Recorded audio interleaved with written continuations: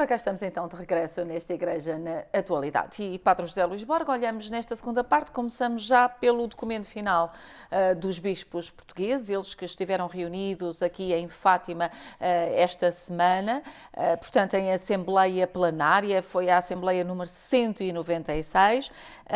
Muitos temas foram tratados, muitos assuntos e, portanto, temos um comunicado final assim, bem recheado de temas a falar. A primeira coisa é que eles não respeitaram o feriado do 1º de maio. Pois, trabalharam todos. Trabalharam todos. Eu também. O dia do trabalhador.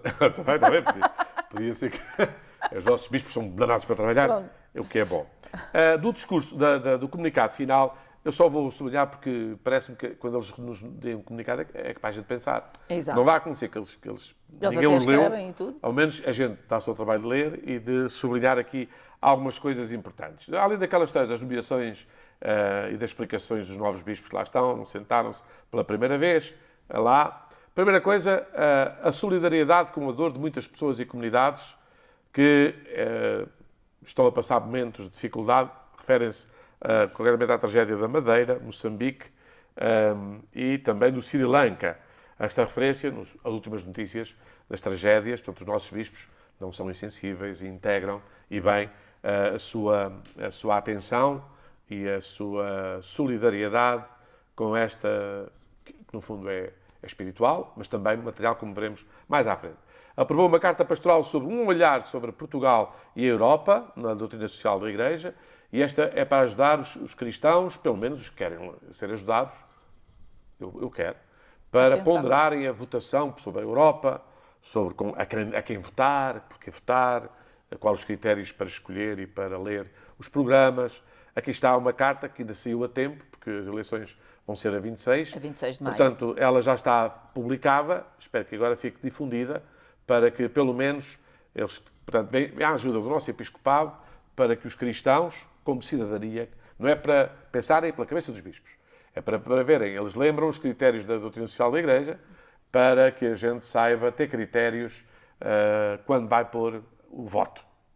Segue-se uma carta sobre a pastoral familiar, a alegria do amor do matrimónio cristão, que é uma carta que há muito se esperava sobre os desafios da pastoral familiar e, portanto, também que será oportunamente divulgada e eu acho que vai fazer bem, particularmente para a pastoral que se vai fazendo, quer a nível paroquial, quer supraparoquial, sobretudo de ajuda aos que se propõem constituir família, porque bem que precisam de ajuda para não se fazer de qualquer maneira, e às vezes é que tudo começa torto, tarde ou nunca, sem direita. E é de colina que se torce, usando aqui as máximas populares. E eu espero que esta carta, que eu ainda não a li, mas... Também ainda não foi publicada, Padre. Pronto. Porque ainda falta Podiam-me ter acertar dado só para ler alguns antes. detalhes. Segundo o Cardeal Patriarca de Lisboa, Dom Manuel Clemente, que é o Presidente da Conferência Episcopal Portuguesa, ainda há alguns detalhes que precisam de ser acertados 2 anos depois e, como tal, ainda não foi publicado. Prontinho. Mas há de ser. Mas pelos vistos está em vias de ser publicada. Pronto, já não é pode ser que os detalhes sejam só a data que vão pôr no fim e pronto, pode ser que mais. Bem, outro assunto que tem trazido muita atenção tem a ver com sobre a proteção dos menores na Igreja e a fazer ou não fazer, a criação ou não criação. E antes da Conferência Episcopal era quais eram as dioceses que estavam de acordo, as que não estavam de acordo, as que faziam a comissão, que não faziam. Bem, iriam 20 e tal equipas, 20 e tal comissões, também não estou a ver como é que isto... Nunca vi país com tanta comissão. Nem sei onde é que se iam buscar. O melhor é fazerem uma por zonas pastorais ou por zonas... Para quê?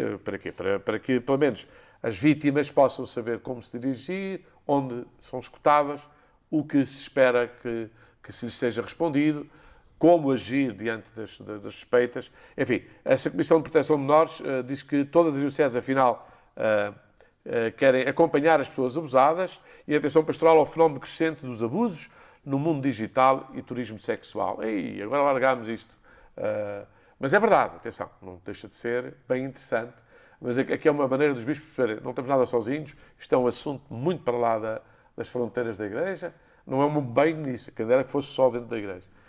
Mas, efetivamente, não há como esconder. Hoje uma criança adolescente tem ao seu dispor, sem que tenha nenhum filtro para o efeito, se bem que falam agora daqueles esquemas de filtragem dos pais sobre os filhos, mas quando eles querem, bem podem lá pôr os filtros, que isso eu vou dizer, vale o que vale.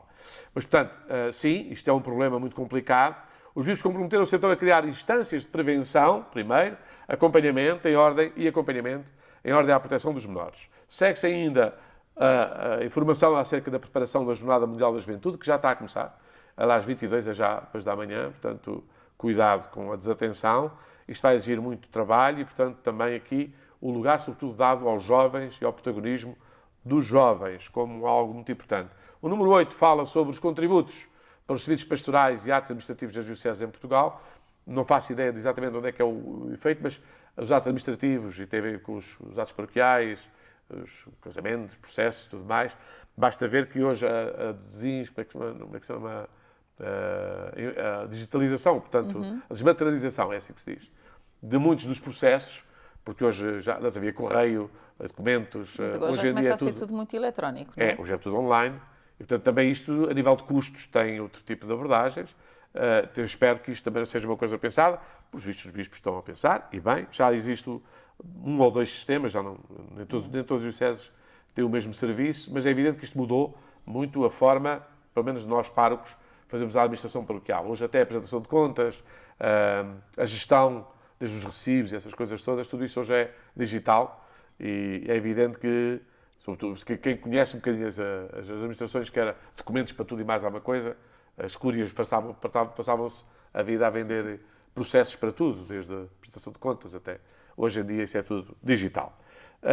Claro que isto precisa também de linhas de orientação. Finalmente, as jornadas pastorais do Episcopado, relatório de contas e calendário das atividades. Pois, espero que esta conferência tenha sido 198ª.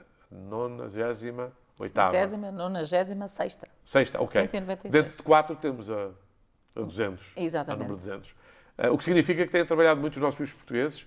É um exemplo para as dioceses. Já agora, se fossem ver outras instâncias, também precisavam de seguir este método de trabalho, particularmente pela intensidade, pela quantidade de assuntos abordados e também pelos frutos apresentados. Parece-me, tal como parabéns aos nossos bispos. Muito bem. Olhamos então para as declarações do cardeal Sacco, que diz que derrotar o Estado Islâmico é tarefa das autoridades muçulmanas. Vamos perceber, quando o argumento é ir à raiz, é evidente, pode ser um argumento falso, mas não deixa de ser um argumento usado. Um califa autoproclamado Estado, um califado, vamos dizer assim, Estado Islâmico, que antes tinha um território já muito significativo na Síria, neste momento foi derrotado em termos militares, mas continua a fazer os atentados. Foi os atentados do Sri Lanka, como foram reivindicados pelo Estado Islâmico, e que agora são um desafio para todo o Ocidente. Aliás, basta ver quando apareceu o tal sheik, que se parecia, que há muito é procurado. Aliás, creio que é aqui que se diz, exatamente. Os Estados Unidos dão 25 milhões de recompensa para quem entregar esta cabeça, a cabeça deste homem está a prémio. Se eu valesse 25 milhões, tinha medo, não é? Porque havia gente que só por 1 milhão era capaz de me entregar. Judas foi por 30 moedas, portanto, dizer as coisas também como elas são. Portanto, o que está aqui em jogo, e este é que é o lado que me parece interessante, derrotar a ideologia é a responsabilidade das autoridades islâmicas. A ideologia radical islâmica, explica o cardeal Sacco, faço ideia, ainda é difusa e goza de apoio, mesmo financeiro, de diferentes pessoas. Há que definir isto primeiro. Dentro do que é a cultura islâmica, haver um afastamento claro sobre este tipo de visão e de diálogo, vamos dizer assim, ou de afirmação do Islão. Perceber que a Sharia, como eles dizem, ou a Guerra Santa, deve ser contra o mal, e não deve ser na promoção do mal. Portanto, a Sharia deve ser contra tudo o que nos tira a paz. Porque também dizem as correntes mais interessantes do Islão, que o Islão é a religião da paz. Shalom, paz para ti, a paz como um grande fruto. Ora, o que acontece é que nestes países, sobretudo em algumas das clivagens dentro do Islão, assim como há dentro do cristianismo, os protestantes, os ortodoxos, os católicos, enfim, basta lembrar o que era o IRA na Irlanda, entre os anglicanos e os católicos, para perceber que às vezes as religiões, quando entendidas como fracções e como conflitos internos, tornam-se muito devastadoras. E aqui o caso, como diz aqui o nosso, é que algumas correntes dentro do Islão não só não se afastam desta leitura, como financiam. Basta ver que uma guerra como foi feita na Síria custou muitos milhões de milhões por dia de equipamento e de armas. Portanto, o que está aqui a dizer-se é que esta maneira de pensar baseia-se em textos do século VII, mais do que no status quo, e que os lugares de culto, neste contexto, tornam-se alvo privilegiado. É evidente que quando eles querem puxar a guerra religiosa, preferem fazer atentados em outros cultos budistas. No caso de Sri Lanka, já teve atentados em santuários budistas, católicos, enfim, cristãos. A ideia é chamar a esta questão, a questão religiosa, como uma campânula, como um pano que tapa tudo. É preciso difundir, defende o Cardeal, uma cultura de respeito, de liberdade e de diálogo. É necessário respeitar a vida e o bem comum, o pleno desenvolvimento das pessoas e dos grupos que compõem a sociedade. Este é que é o desafio. E aqui, quem melhor do que os muçulmanos, dentro da sua própria, enfim, pluralidade, do que dizer que invocar o Islão para matar é destruir o próprio Islão. Como invocar o cristianismo para odiar é mandar Jesus Cristo de férias. Ou pelo menos, para não dizer, mandá-lo para cima da cruz, para ver se ele fica morto. De facto, o diálogo religioso não é só para a gente não andar a magoar-se, mas é sobretudo para que percebamos que qualquer alimentação de distâncias, de conflitos, estamos a desdizer da experiência religiosa. Muito bem. Avançamos para declarações do Papa Francisco, devido a um encontro que também decorreu no Vaticano ontem e hoje, tendo por base esta questão de Europa, nacionalismos, populismos, e o Papa diz que é tempo de solidariedade e não de nacionalismos, Padre? É verdade, isto é um desafio permanente, porque estamos a ver no surgimento, sobretudo, de nacionalismos, o que aconteceu com o Vox aqui em Espanha, por exemplo, em que dizia ser espanhol, o orgulho, a honra de ser espanhol. Não, a honra e o orgulho de ser pessoa. Quer dizer, o espanhol em si não acrescenta, se a pessoa for dignamente uma pessoa digna, não se diferenciará do espanhol, do português, do italiano. Por ser espanhol. Isso não lhe acrescenta. Não?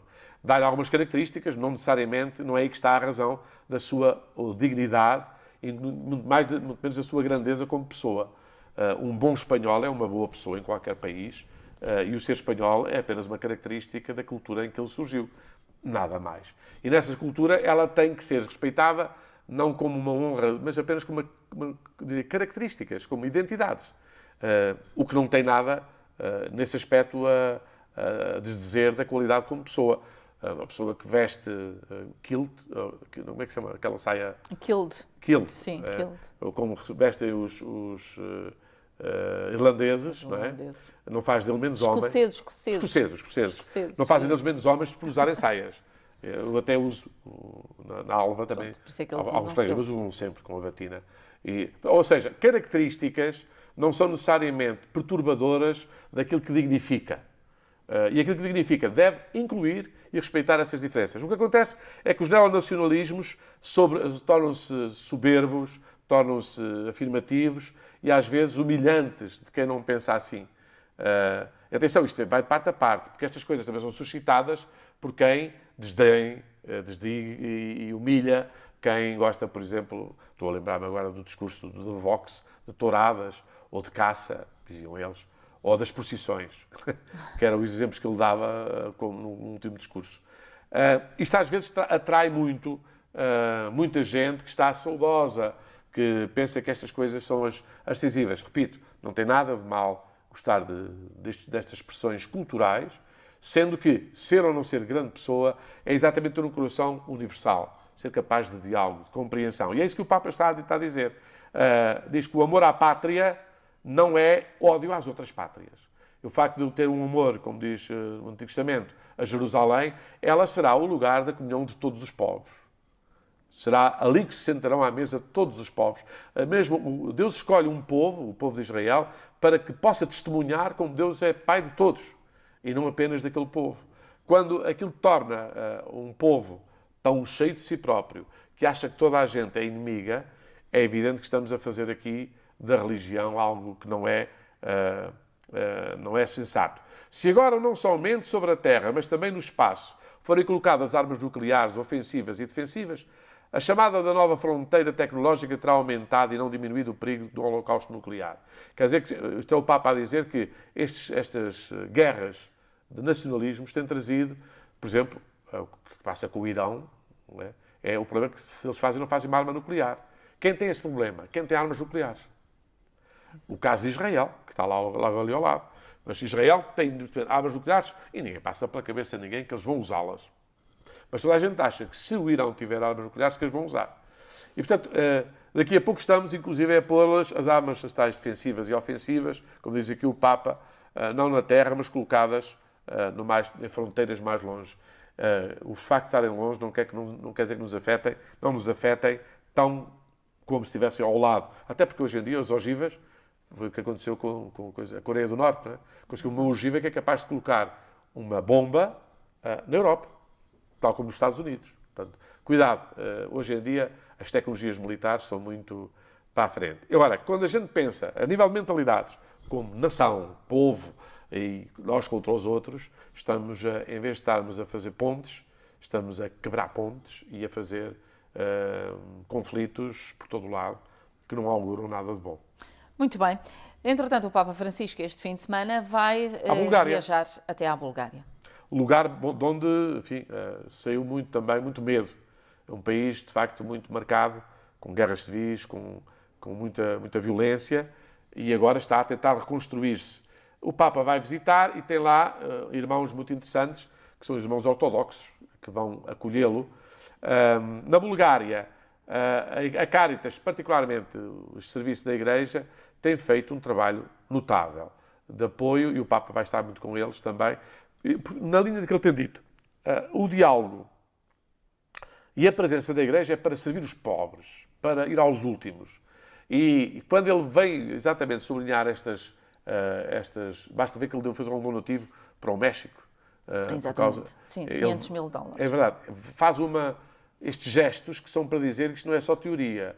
Nós queremos mesmo estar com os últimos, com aqueles que toda a gente vê como um problema, com os migrantes, com aqueles que tentam passar as fronteiras e tudo mais.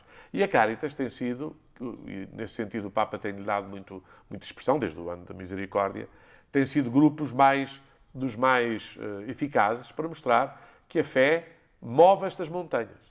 É capaz de mover estas montanhas. Um dos grupos mais vulneráveis é aquele dos idosos. A maior parte deles vive na solidão, em pequenas vilas, onde não há acesso à assistência sanitária de que precisam. Entre os serviços que a Caritas oferece está o fornecimento de remédios, visitas médicas ao domicílio e assistência social. Portanto, o Papa vai fornecer que uma igreja, em vez de estar a incentivar uma igreja que reza, que tem aquelas expressões culturais, é uma igreja que se move para ser com os outros próxima. O dever de ajudar os refugiados. A referencial de mídia da Bulgária, o Alto Comissário das Nações Unidas para os Refugiados, deposita muita esperança na visita do Papa ao campo de refugiados de Sófia, a próxima segunda-feira. Segundo ele, diz aqui, o tema não causa muita preocupação no país, já que são poucos mais de 2.000 as pessoas nessa situação para uma população de 6 bilhões. Mas 2.000 estão a passar muito mal. Ele diz, o Papa vai chamar a atenção, vejam só, sai de Roma, vai chamar a atenção para uma minoria, mas que está a passar de facto muito mal. E que ele tem sempre atenção para eles, e por isso também o encontro que ele tem com o Patriarca, não é? Exatamente, que está aqui o Patriarca Neofite, que é bonito. Tem aqui a fotografia dele, vamos para a fotografia dele, que é bonito. Gostava de ter assim. É bonito, as barbas são branquinhas, compridas. Este é o Patriarca da Igreja Ortodoxa da Bulgária. É a grande igreja em termos de percentagem de cristãos, e o Papa vai se juntar com ele, vai dialogar com ele, na linha até do Cirilo e Metódio, que são dois co-padroeiros da Europa, naquela linha que o Papa João Paulo II dizia, os dois pulmões a respirar, e esta Igreja Ortodoxa, em tudo, na fé, pelo menos no credo, tão parecida com a nossa, em alguns pontos há alguma dificuldade, então funciona igual, mas no essencial, como dizia o outro, são mais as coisas que nos unem do que aquelas que nos separam, e aquelas que nos separam é só para dizer que eles são ortodoxos e nós somos católicos, o que não tem em si mal nenhum. Muito bem. Os bispos da Nicarágua vêm pedir justiça e liberdade. A situação também não está fácil. Não se calam. Não se calam e no dia 1, do Dia da Liberdade e do Trabalhador, eles aproveitaram para vir mais uma vez. Eles querem ser a voz destemida, acabar com a repressão, dizem eles, o respeito da democracia e da soberania do povo, o reconhecimento dos apoios e dos esforços da Santa Sé, que chamou já lá um dos bispos para lhe dar assim um bocadinho de cobertura, vamos dizer assim, e a paz duradoura e justa. A Igreja está ali não para se defender, mas para dar voz àqueles que são os mais vitimizados, os que estão a pagar a fatura mais cara de uma ditadura que tem quase traços de loucura. A gente fala muito da Venezuela, mas a Nicarágua não está em melhores lençóis. Estamos ainda em mais um capítulo da mesma história. Exatamente. Este domingo começa a semana de oração pelas vocações. Começa. É coragem de arriscar pela promessa de Deus. Eu acho só triste este cartaz. Acho que ninguém arrisca sozinho e Cristo diz sempre aos 2 ou 3. Esta imagem... Está a mostrar a imagem? Estou a mostrar, sim. É que vai um tipo sozinho num sozinho, barco. Não é? Ele sozinho, mesmo que fosse Jesus Cristo, não estaria bem, que ele sempre teve com o Pai e o Espírito Santo. Esta solidão, ninguém arrisca aqui sozinho. E se uma pessoa não tiver, nos sinais de vocação, ninguém que o compreenda, que o apoie, que o reconheça, que o faça caminho com ele não vai ser nunca ninguém. Portanto, Deus nunca trabalha sozinho, e mesmo quando toca o coração de alguém, lembremos Nossa Senhora, preparou primeiro Isabel e Zacarias, preparou José, ela nunca esteve sozinha a dizer sim a Deus. Este cartaz, lamento dizê-lo, foi a coisa que mais me tocou logo no princípio. Acho que é uma forma muito enviosada de dizer, eu repito a dizer, das coisas que mais me deixaram motivado a responder quando tive o desbloqueio para ir para o seminário, foi lembrar que Deus nunca chama, como me estava a chamar a mim, eu fiz uma semana vocacional em Almada, éramos para aí uns 30. Portanto, quer dizer que Deus não me estava só a chamar a mim, várias dioceses, é certo. Fazer a semana de agosto, a semana chamada vocacional. Isto é muito importante, porquê? Porque a solidão não nos deixa com referências nenhumas. Deus não é assim uma coisa idílica que me fala pessoalmente e que ninguém me entende. É exatamente ao contrário. Às vezes fala-me através... Eu lembro que houve 2 coisas que desbloquearam. Quem me perguntou se eu tinha ou não tinha vocação foi um colega, que hoje é meu colega padre, e foi se ele não me teve feito o desafio com vós, por isso é que às vezes a vocação vem no chamamento. Hoje estamos no dia de Santo Natanael, de São Filipe e Santo André. Não é? Eles sempre chamaram alguém. O Senhor está a chamar por ti. Há sempre alguém que... E a solidão de uma canoa, na solidão, ninguém ouve a vocação que é chamado. Eu só sublinho isto, vale o que vale, é a minha sensibilidade. Provavelmente quem escolheu este cartaz e esta imagem terá outros argumentos que eu não estou a ver, mas fica muito aqui bem. a minha partilha, porque estou aqui a título pessoal, como é evidente. E para fecharmos, não é? Vamos ficar com um certozinho, um bocadinho daquilo que é Fizeram um hino. O hino para esta semana de oração pelas vocações. O bom é que ninguém conhece o hino, e antes que acabe a semana, sem ninguém o ter ouvido, a gente traz aqui um bocadinho. Agora, eu digo boa verdade, aqui um conselho para o novo diretor do Estariado da Educação Cristã.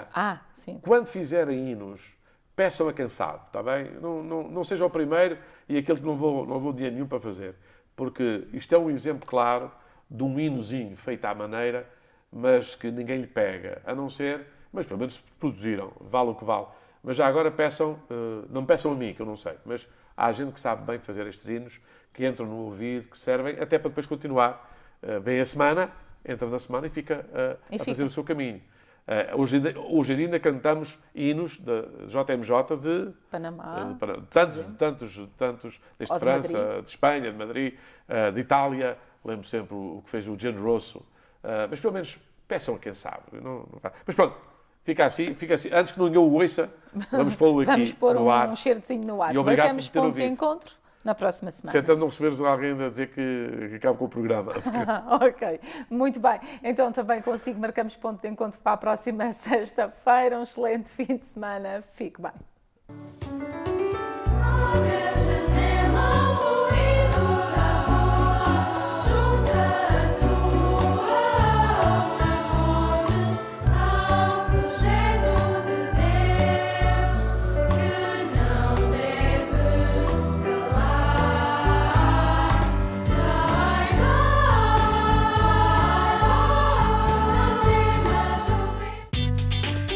estamos em sua casa, estamos no seu coração.